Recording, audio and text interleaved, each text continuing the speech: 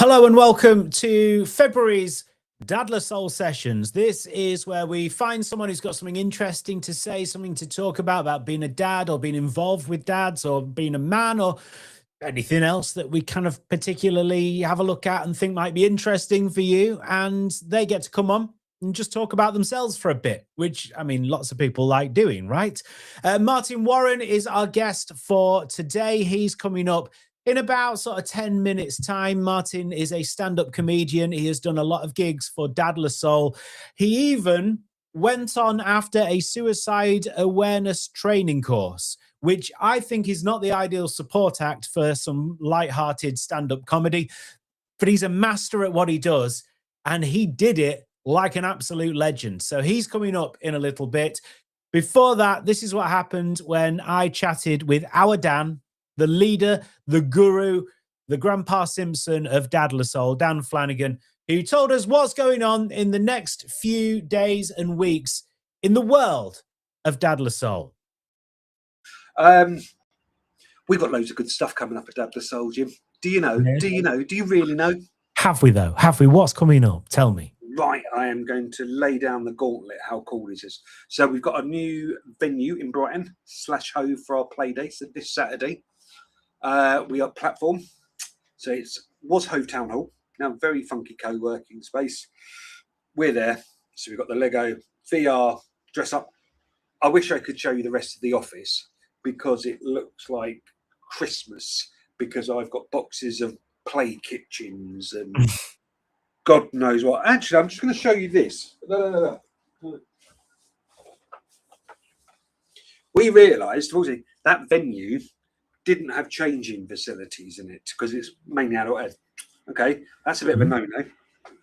So we've got some Dadler Soul branded baby changing mats. Whoa, okay.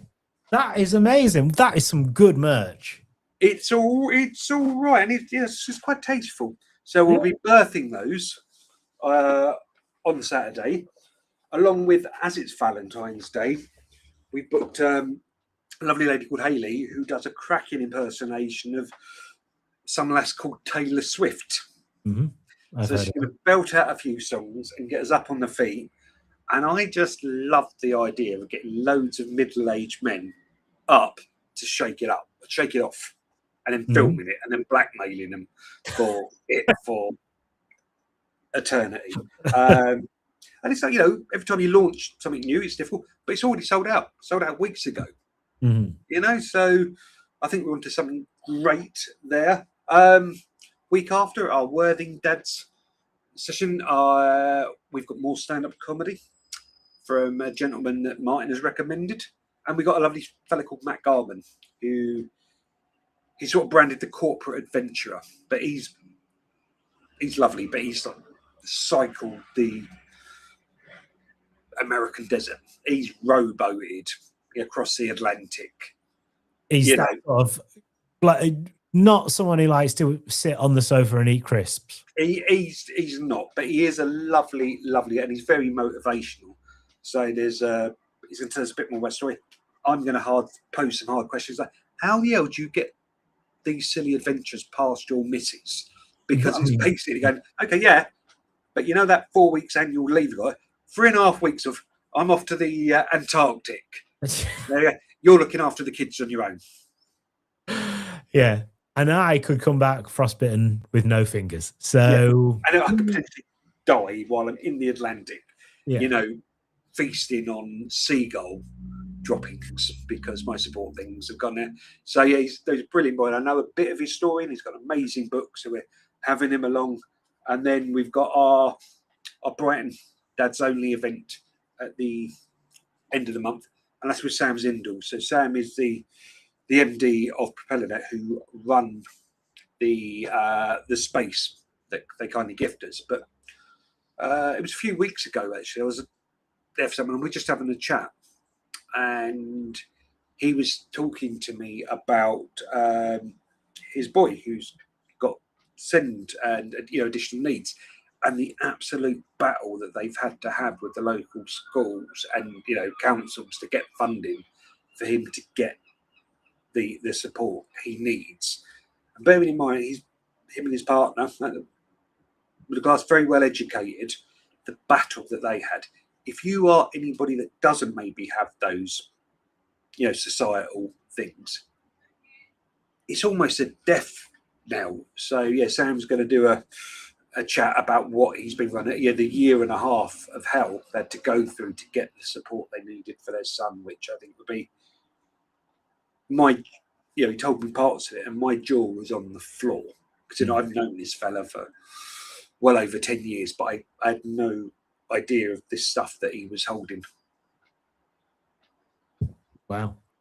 And that's going to be a fascinating thing, because that's going to be something that I would imagine a lot of people are having to deal with as well at the moment. So it will be helpful for everyone.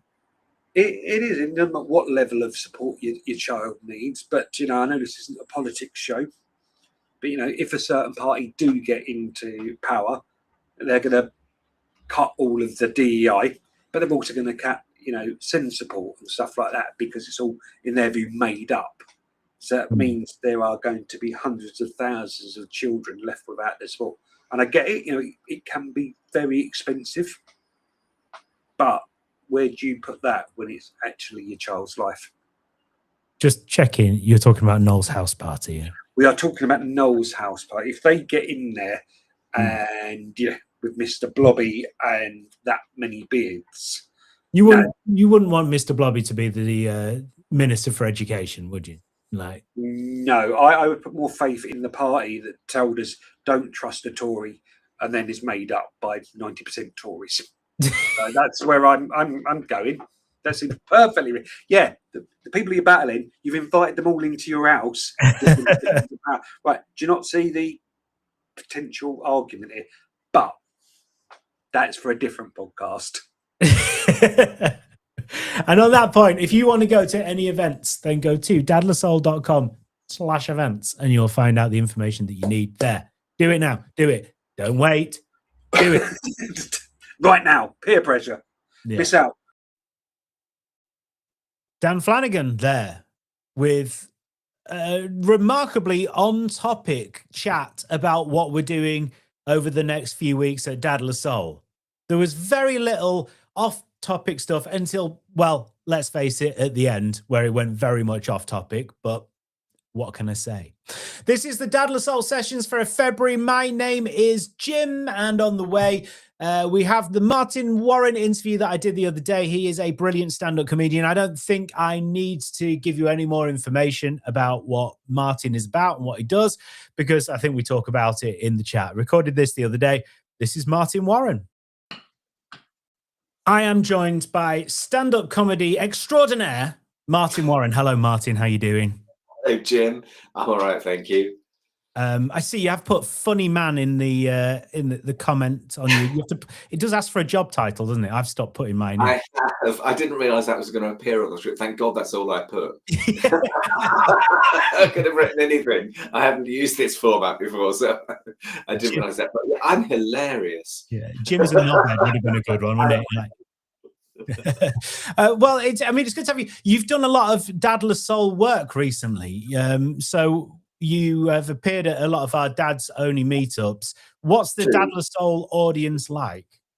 Well, I've done two, so I'm very, very new to all this. And so I've only got two audiences to judge by. One was in Tunbridge Wells. That's the first one I ever did, which was very wrong footing, but good fun in the end. And then last week I did one in Brighton. And they're very kind of caring, compassionate people. They seem to be from a very similar sort of demographic, the sort of age between about, I don't know, I'm guessing 30 to 60, I'm not sure.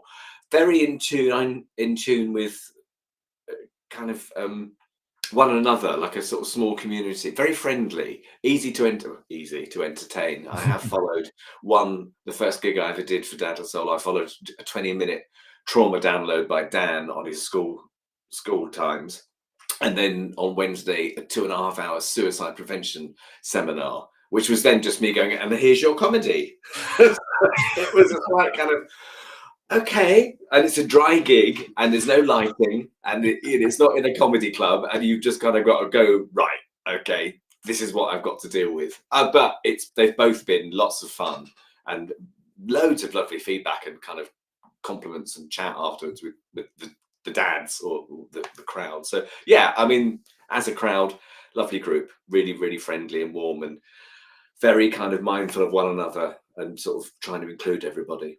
It is challenging to do gigs that aren't in traditional comedy venues, or when you've got got to follow a 2-hour suicide prevention talk. Yeah. But I mean, do you like that challenge? Is it an interesting challenge to do? Well, it was brand new to me. As I say, I've only done 2 of these, and I got into it. Dan, unbeknownst to me, had seen me performing in Brighton. I'm the resident MC at the Secret Comedy Club, and he must have asked for a card afterwards. And a few weeks later, I got an email saying, "Hello, I'm Dan, and this is what I do.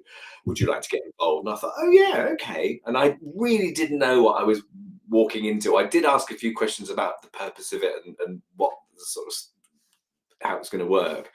And the first one was in Tunbridge Wells in a little sort of restaurant that did reused food. And I said to one of the things I do when I'm performing is I like to get into the audience and talk to the audience. So I often have a headset or a long mic lead. So I said to Dan, "Can I have a roving mic?" And we got there and the room was small and I thought I could have shouted at them. So, it was just like, okay, right, this is what I've got to do. This is the room I've given. And this is the people I'm going to entertain. So I'm going to have to make that work somehow. And it was the first one was very nerve wracking, but lovely once I got going. And the second one, I sort of knew what I was walking into. Although, as I say, I did follow quite a traumatic. I mean, it was immediate. There wasn't really a gap. I was just on. But it's. I've been doing comedy for about.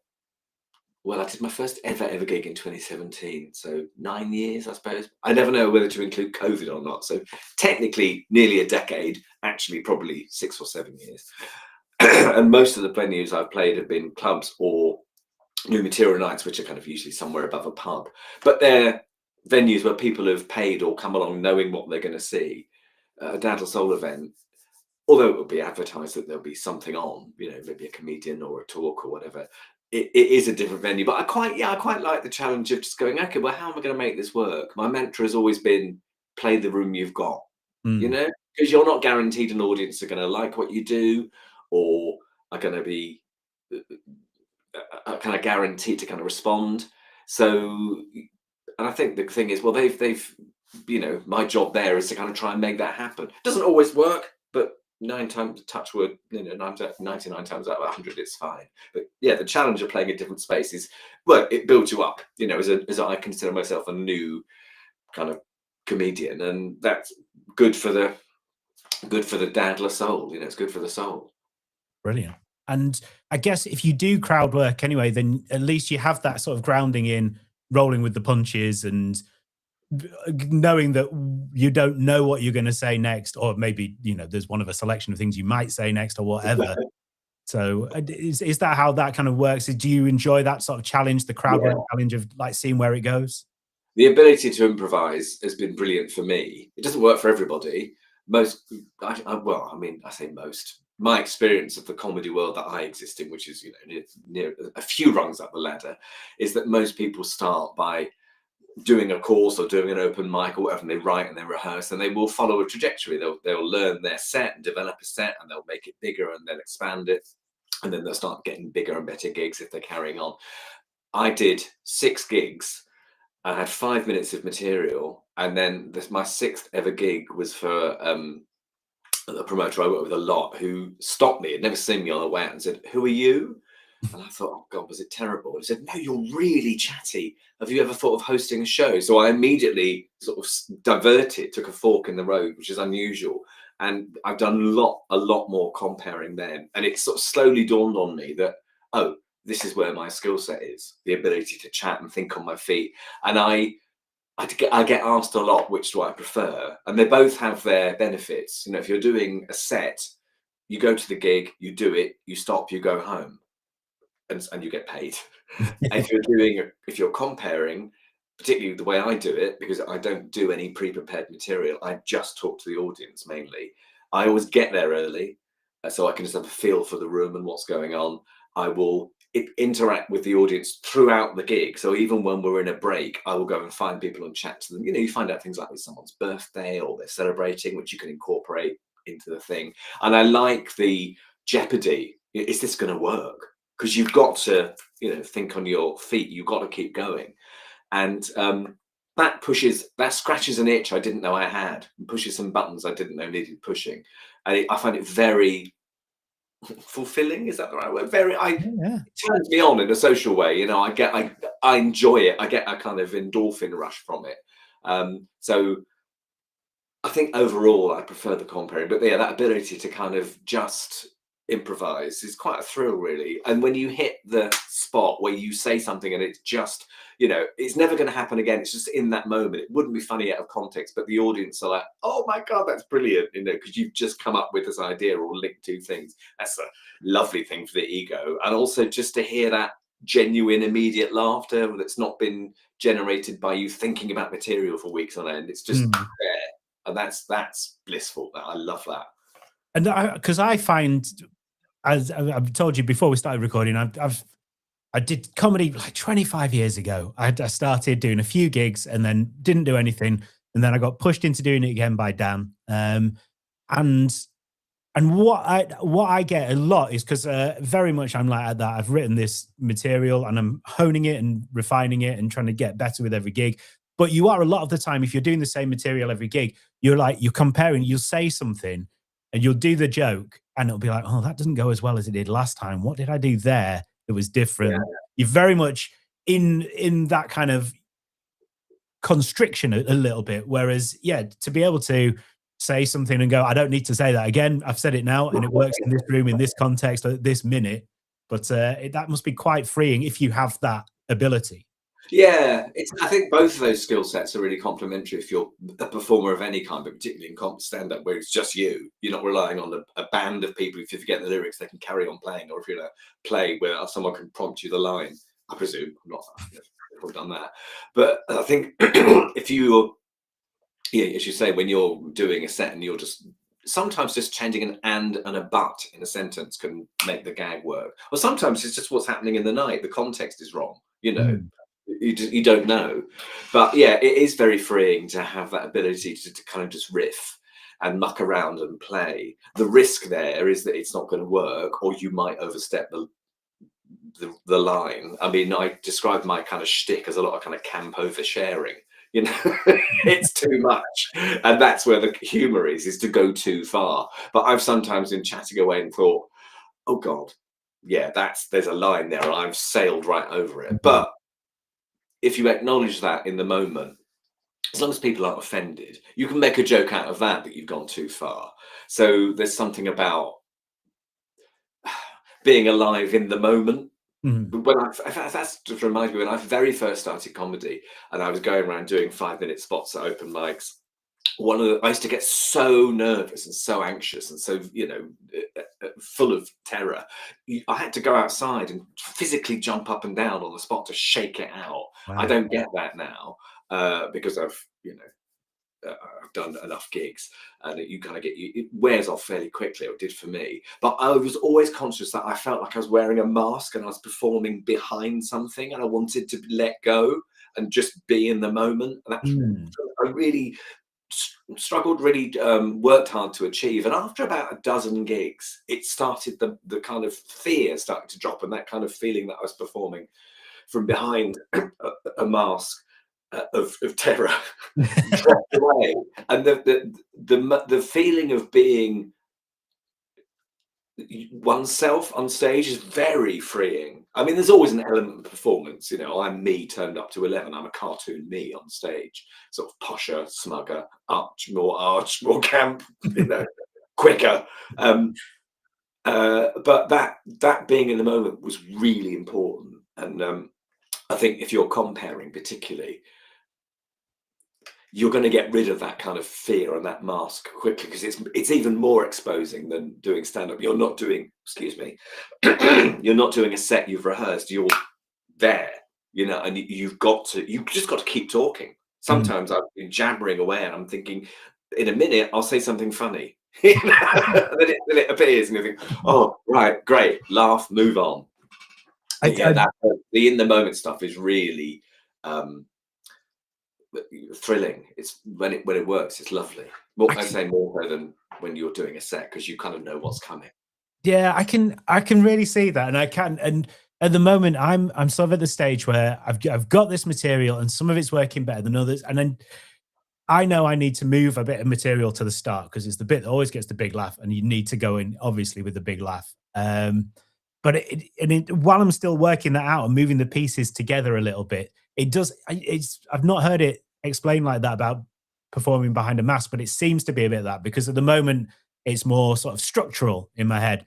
What I Yeah. want to do is get to the point where it flows a lot better, and then I can sort of maybe relax a bit more, and I think that would really help as well. So it's just, I mean, I guess it's just practice, is it? Just Yeah, well, once you get on top of your material and you've worked out the structure and you've worked out, here's a tip: put your best joke first and your second best joke last, and everything else goes in the middle. That's how it Mm, should work. Because you need to, an audience will want more than anything is to feel confident that you can entertain.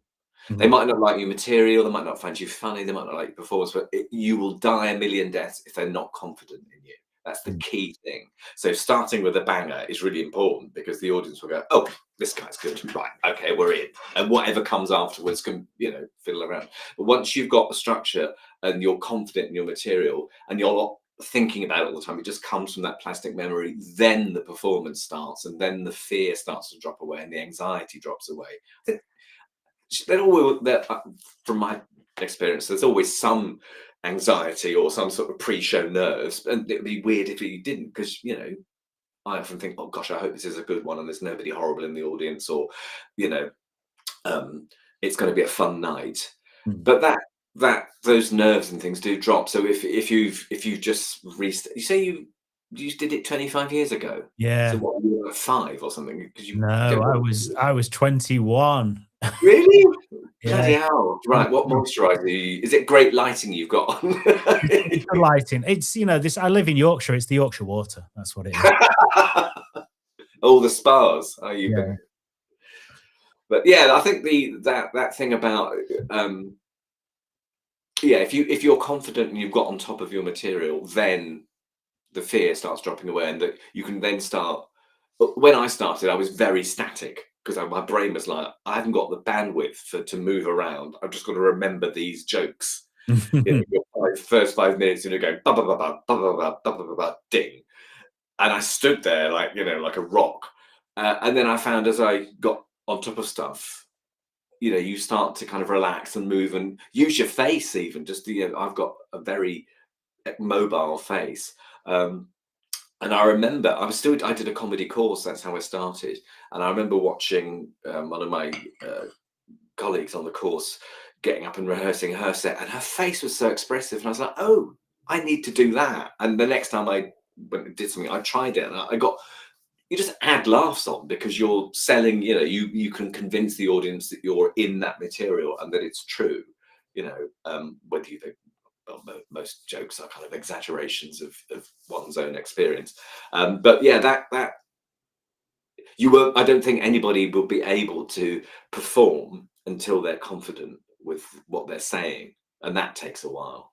Mm, yeah. I mean, it's amazing to hear that. What was after 6 gigs, someone recommended that you host. That is for people who don't know as much about maybe the industry or whatever. That is wild because that is very, very early on in your I know career. I'm brilliant. I know I'm amazing. You must be. I was so shocked. I didn't know. So I did this comedy course in 26. So the background to this, if you want to know, is that I had a really bad mental health episode. It was brought on by overwork in my previous day job. And I had to leave the job, and I'd been there 20 odd years, and it was horrible. And I had therapy and pills and lots of support from friends. And I for 6 months, I couldn't work. It was really bad.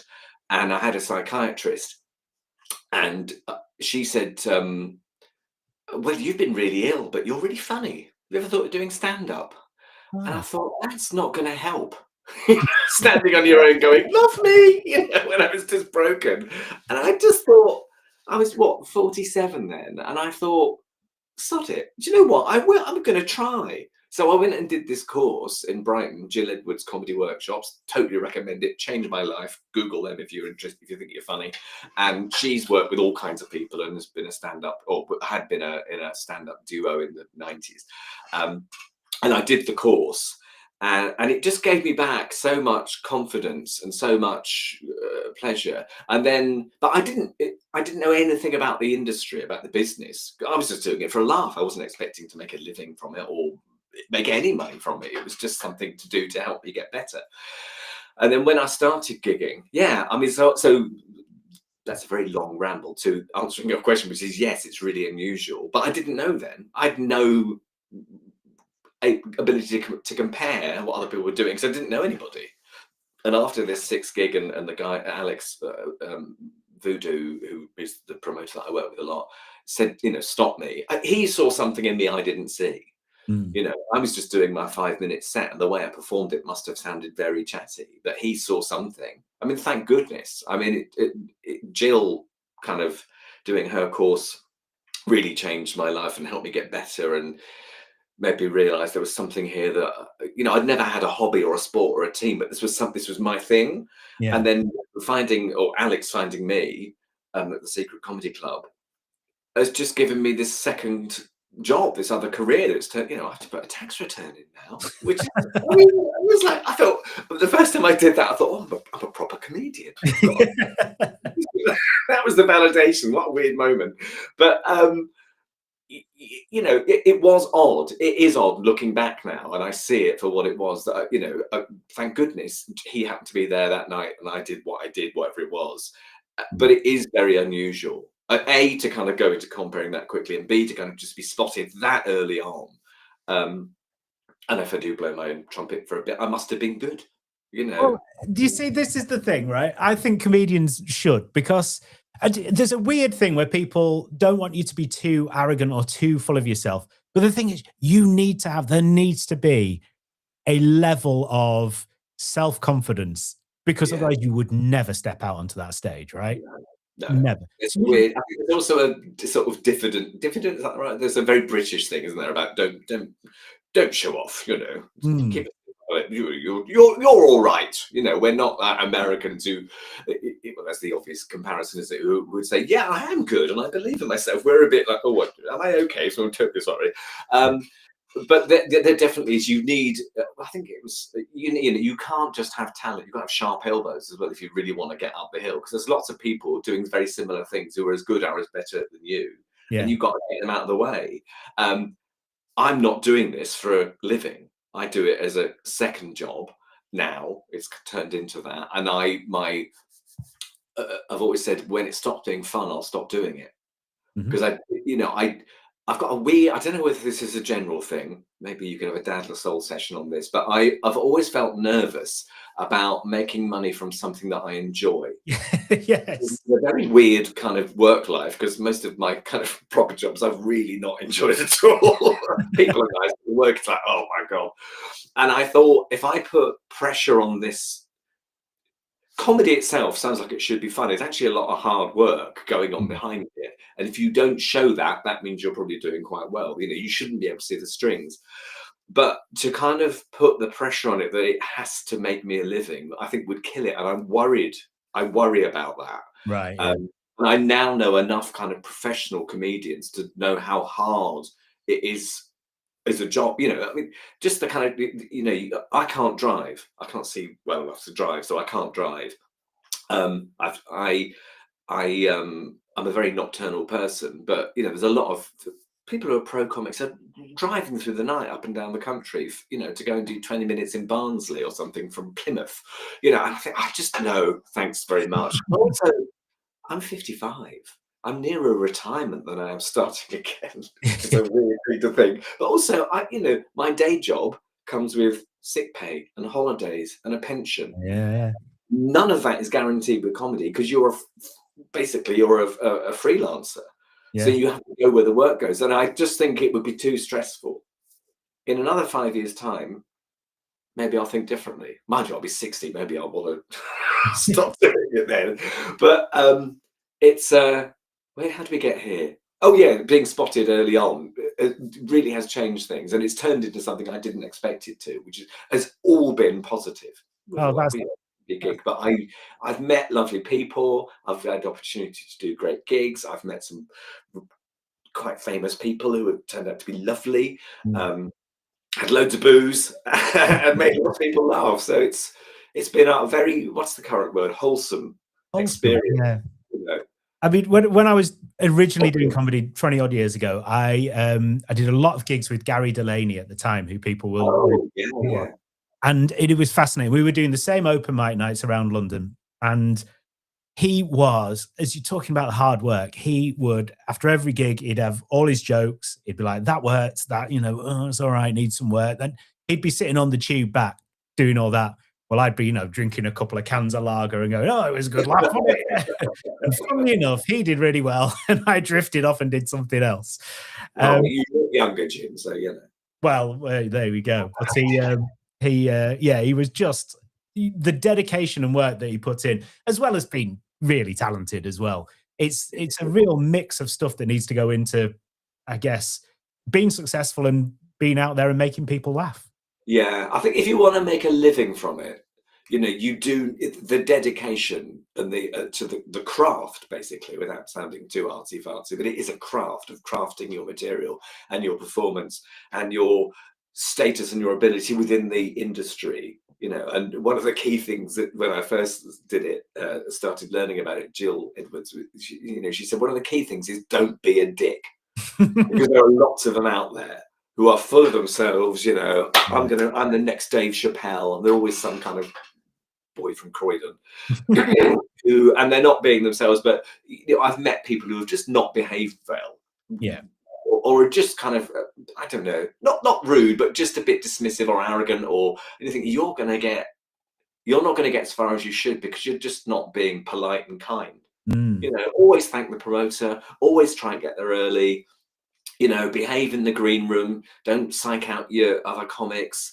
Don't insult the audience. It's not their fault it's gone wrong if you're not having a good time. Just do it and get off. But yeah, don't be a dick has stuck with me forever. But that, if you want to be successful, you're going to have that. I think really helps. Although presumably, if you've got massive talent, you can be a bit of an idiot. But yeah, the kind of the crafting and the technique and the writing, that's the bit I find the hardest. The writing, the performing.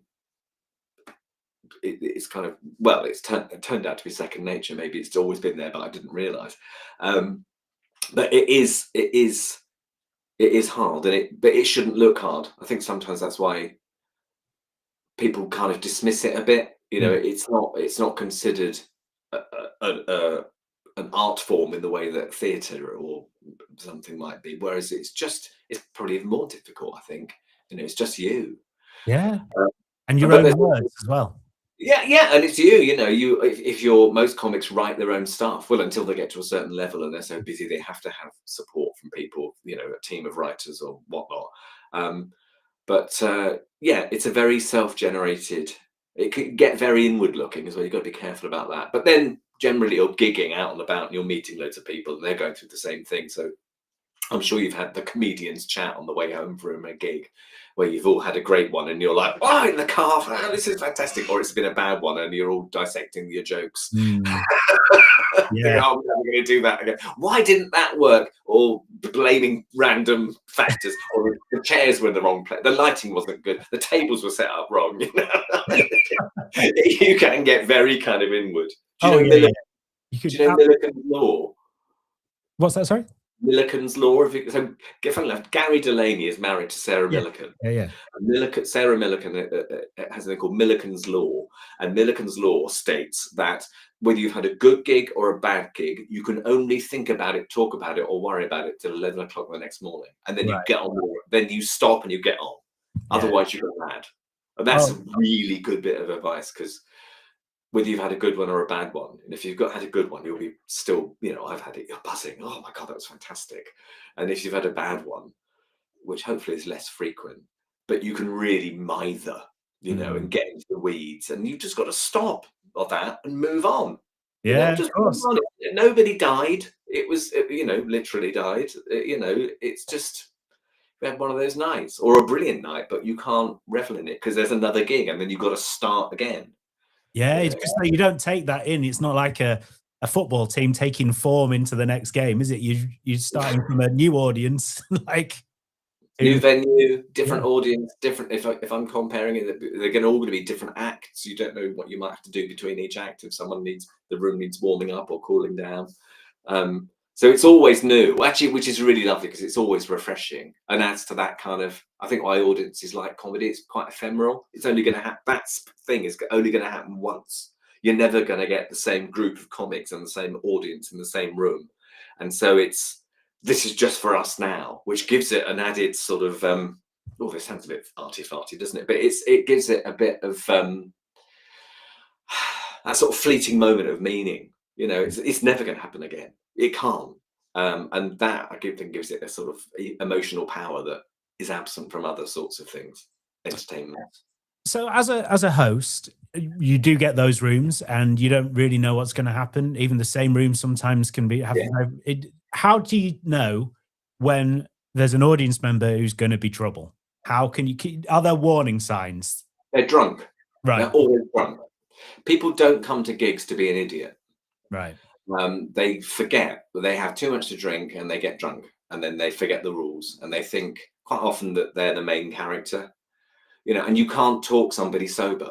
So if you're the compere or the MC or the compere or an act and someone's chatting, you know, you're probably going to address it and are you okay, or make a little joke, and you can do a few sort of little kind of standard put downs and things, but actually you can't talk somebody sober, so they're just not going to behave. So my personal way of dealing with it is that, you know, you kind of note it so the rest of the room can kind of be, because they'll all be getting tense. The rest of the audience, you know, the one thing audiences fear is heckling and bad behavior. Heckling isn't really, I say this, you know, I'm very limited to my experience, really. I tend to play the same clubs again and again, but, you know, I'm not playing big pro comedy clubs where maybe people have come and they're a bit leery, but the venues I play tends not to happen. What tends to happen is people join in or talk, you know, explaining the joke to their friend, but it's generally because they're drunk. And the way I tend to address that is to call it out in a fun way, just to acknowledge it to the rest of the room, so that individual knows that something's happened, and sometimes they'll just, oh, I'm sorry, I'll be aware. But generally, even if they're like, oh, sorry, I've been a bit chatty overnight, they'll carry on because they'll forget in the next 10 seconds because they're full of tobacco or whatever it is. And then actually in the end, you just have to get rid of them. You just have to get rid of them, just take them out of the room. I mean, physically, and if you're a good venue, your show manager or will have spotted what's going on, heard the compere, or not struggling or dealing with an audience member, and they'll just at the break say, "I'm really sorry, you've got to go." And that's the best way to deal with that, because it just, that kind of thing just makes an audience tense. And the minute an audience gets tense, and you can see and feel the atmosphere, they'll stop laughing. And then that poor comic who's in the middle of it has to kind of carry on for another minute in silence until they've reconnected, and hope Chatty Cathy in the front row is not going to kind of pipe up again. But it happens far less than you'd think. Right. Well, in my experience, I keep a diary of all the gigs that I've done, mainly for the tax man, and I hit 540 at the last one. And of those 540, I can think of 4 where that's happened. Right. Maybe I'm just really lucky, and maybe I'm a brilliant MC and people can't talk. People don't come to gigs to be idiots. They just get tipsy. Or the weird thing I've spotted recently is they take I don't know if this can be included, but they take cocaine. People come to gigs, audience members, not acts, and they're like, oh, and like, what? If you're going to take any drug, why take the one that makes you talk? You know, I always take something that makes you see elephants, or you're a bit relaxed, or whatever, or bring your poppers. I don't know, whatever you want to do. Don't do that. But why take, you know, the last thing anybody wants you to do is chat. You know, you sit and you clap and you laugh and you listen. That's all comics want from you. You know, if they chat and there's a bit of banter, that's fine, but don't shout out. But yeah, taking cocaine at a comedy gig seems remarkably dumb. But anyway, so that's just a little side observation from my time as a comedian. Not quite in keeping, is it, at all? It's really weird. So really weird. Oh, yeah. But it's been absolutely fascinating talking to you. Thank you very much. And thank you for doing our gigs and taking on our nights, and we'll try and make it even more challenging. I'm trying to think what we can do that's more challenging than the things that have gone before your recent gigs. Yeah, I don't know. Having a dry room with kind of, an old PA and no lighting and following a kind of traumatic session, that's pretty tough. I don't know how you'd add on to make that harder for me. Sounds like a challenge. Thank you. Accepted. I'll bring a pole and do a pole dance. Maybe that's what I have to do. Frighten everybody away. Thank you so much. How can people find out more about you, social media and all of that? Oh, yes. So I'm on Instagram. I'm in my mid-50s, so I don't have a lot of social media, but comedy.martin on Instagram if you want to follow me there. And that's where I will promote the gigs that I'm doing. If you just want to come and see me, I do a show every Wednesday at the Secret Comedy Club in Brighton, which is in Brighton Square in Brighton. And that's at 8 o'clock every Wednesday. And then I, at the same venue, I do kind of alternate weekends, sort of Fridays and Saturdays. But if you go to the Secret Comedy Club website, there's a whole listing of like a month's worth of gigs and things there. And then if I'm doing something outside that club, I'll probably do a bit of promo and say, I'm at the Delaware Pavilion or wherever I'm going to be, or in Tunbridge Wells with loads of dads. But yeah, comedy.martin is the place to find what I'm doing if you really want to know. I'm sure people do. Martin Warren, thank you so much. Really appreciate it. Thank you.